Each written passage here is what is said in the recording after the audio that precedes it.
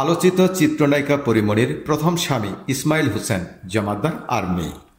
শুক্রবার রাতে ঢাকা ভাঙ্গা মহাসড়কের শিবচর পাঁচচর এলাকায় একটি মোটরসাইকেল দুর্ঘটনায় প্রাণ হারান তিনি।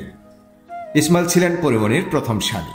তাদের দাম্পত্য জীবনের বিস্তারিত কখনোই সংবাদ মাধ্যমে আসেনি, কারণ সে সময় পরিমণি এখনকার মতো জনপ্রিয় নায়িকা ছিলেন না।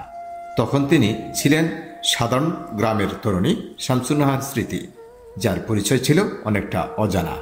এই বিয়ের কথা যদি বলি তাহলে ফিরে যেতে হবে 2010 সালে।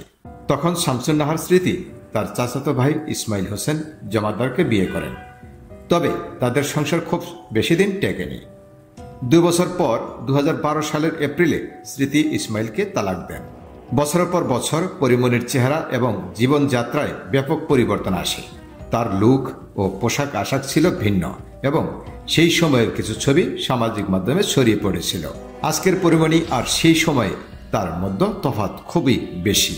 পরিমণি সেই সময়ে তার নানার বাড়িতে থাকতেন এবং লেখাপড়া করতেন, যেখানে তিনি ইসমাইল হোসেনের সঙ্গে বিয়ে করেছিলেন। তবে বিবাহ বিচ্ছেদের পর ইসমাইল বা তার পরিবারের সঙ্গে তার কোনো যোগাযোগ হয়নি। ইসমাইলের মৃত্যুর পর তার চাচা কবির হোসেন জানান, তালাকের পর ইসমাইল আবারও বিয়ে করেছিলেন। তার স্ত্রীর সঙ্গে 2টি সন্তান রয়েছে। পরিমণি তার জীবনে মোট 4টি বিয়ে করেছেন, যা কারো অজানা নয়। ইসমাইলকে তালাক দেওয়ার পর 2012 সালের 28শে এপ্রিল তিনি দ্বিতীয়বার বিয়ে করেন ফুটবলার ফেরদৌস কবির সৌরভকে। কিন্তু সেই বিয়েও সুখী হয়নি।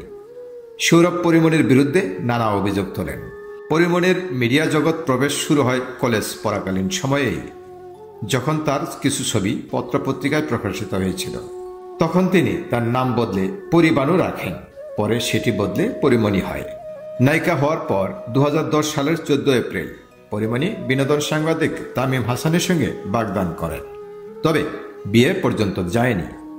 ঢালিউডে গুঞ্জন উঠেছিল যে তাদের গোপনে বিয়ে হয়েছিল, তবে তা স্থায়ী হয়নি। এরপর 2023 সালের মার্চে থিয়েটার কর্মী ও চলচ্চিত্রের সহকারী পরিচালক কামরুজ্জামান রনিকে বিয়ে করেন, কিন্তু সেই বিয়ে 3 মাসও টেকেনি। এরপর গত বছরের 17 অক্টোবর তিনি অভিনেতা শরীফুল রাজকে বিয়ে করেন এবং রাজের সন্তানের মা হন তিনি। তবে সেই সংসারও আর হয়নি। অসংখ্য ধন্যবাদ সম্মানিত দর্শক আমাদের সাথে থাকার জন্য।